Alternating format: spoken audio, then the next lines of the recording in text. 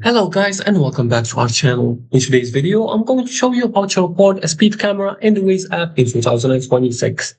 So imagine this, you're driving through the road and you notice that there's a speed camera in the middle of the road. This can be go unnoticed by other drivers. So if you want to help them, you can make a report. This will help or notify the drivers or the users of the Waze app that there's a speed camera ahead. So before we start, the Waze app is available in the Play Store or the App Store if you want to download this. This will make your driving much easier, so make sure to do that. Now let's go back to our topic. Now, if the Waze supports speed camera reporting in your region, you can use the reports button when it's safe to do so. That means you'll have to park your car before you use your phone or ask a passenger to report this speed camera. Now, to report the speed camera, you're going to select the appropriate camera option and confirm the location by clicking on the yellow triangle in the bottom right corner, just like this.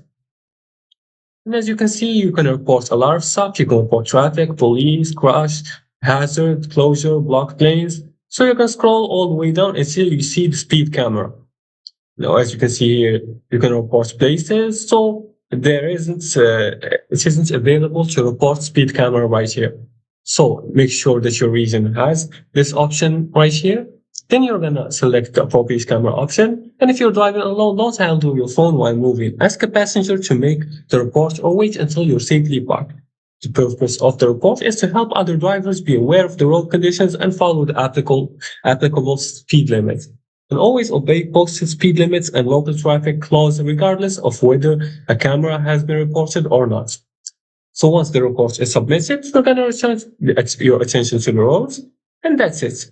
That's how you report a speed camera in the Waze app in 2026. And if this guide helped you, feel free to like and subscribe, and leave a comment below the video if you have further more questions about this topic.